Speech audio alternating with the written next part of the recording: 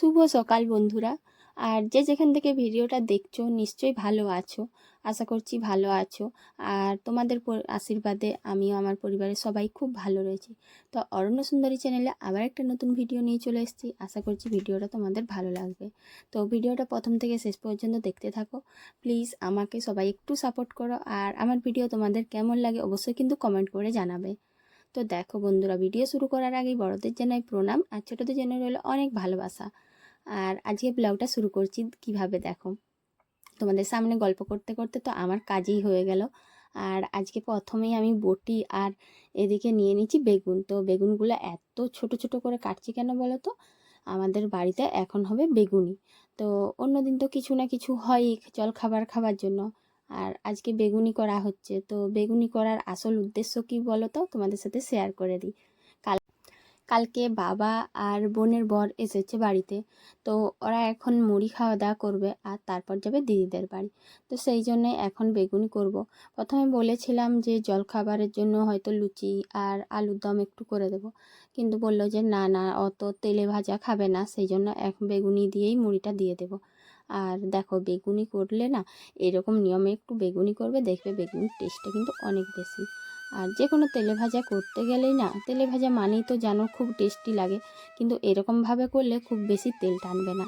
এই যে বেগুন থেকে যে জলটা বেরোয় না বেগুনি করার সময়, অনেকটাই তেল টানে।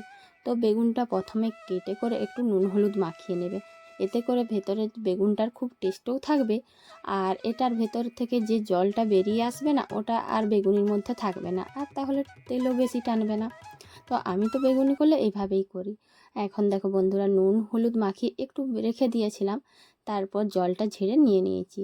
আর এখন বেসনটার মধ্যে ডুবিয়ে ছেড়ে দিচ্ছি। তো একটা জিনিস কি জানো বন্ধুরা, মানে আমি না আগে এই বেগুনি যে বেসন দিয়ে করে সঙ্গে সঙ্গে উল্টো দিকে ছেড়ে দিতে হয় না, এই জিনিসটা পারতাম না।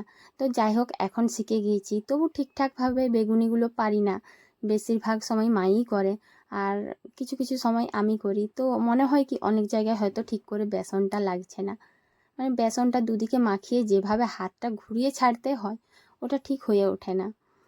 দেখো প্রথমে 4টে দিয়েছিলাম, আর এই 4টেই দেখো কি সুন্দর ফুলে গিয়েছে, পুরো লাল লাল মুচমুচে ভাজা হয়ে গেছে। ভালো করে তেলটা ঝেড়ে করে আমি একটা থালার মধ্যে নিয়ে নিলাম।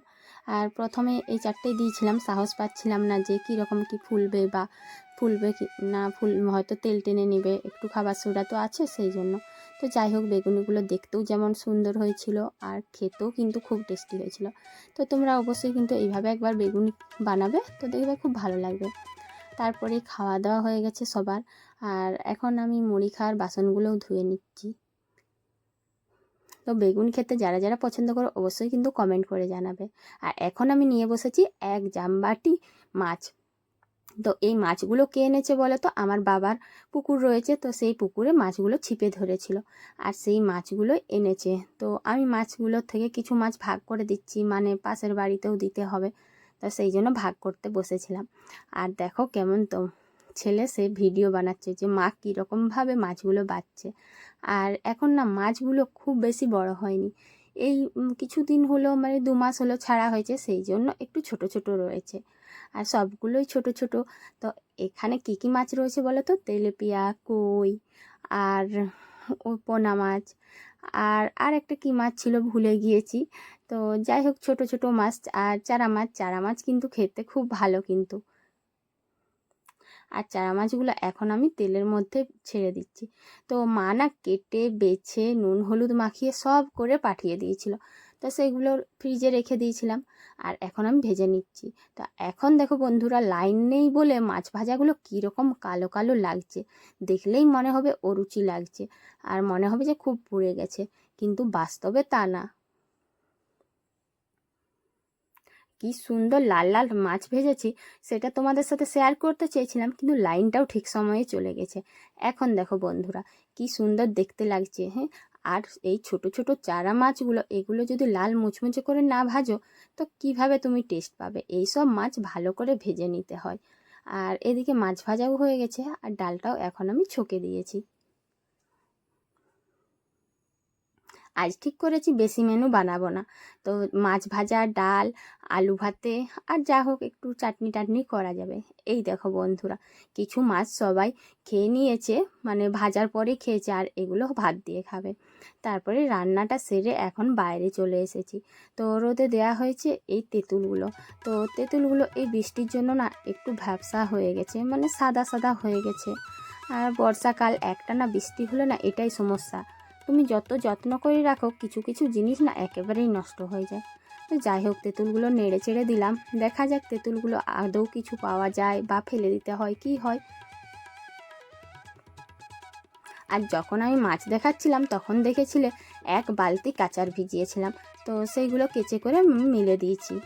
এই দেখো বন্ধুরা, আমাদের ড্রাগন গাছে একটা ফুল ফুটেছিল তোমাদের সাথে শেয়ার করেছিলাম, আবার একটা ফুটেছিল। তো এটা দেখো কেমন ঝুমে গেছে, মানে একটু বেলা হলেই ফুলটা কীরকম ঝুমে যায় একটুও চিনতে পারা যায় না যে এটা সকালবেলায় এত সৌন্দর্য থাকে।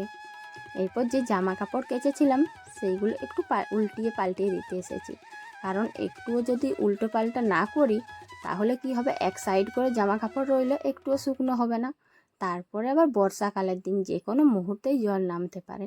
তো ছেলের জামা প্যান্টগুলো বেশি মোটা থাকে, সেই জন্য ওগুলো উল্টিয়ে দেওয়ার জন্যই এসেছি।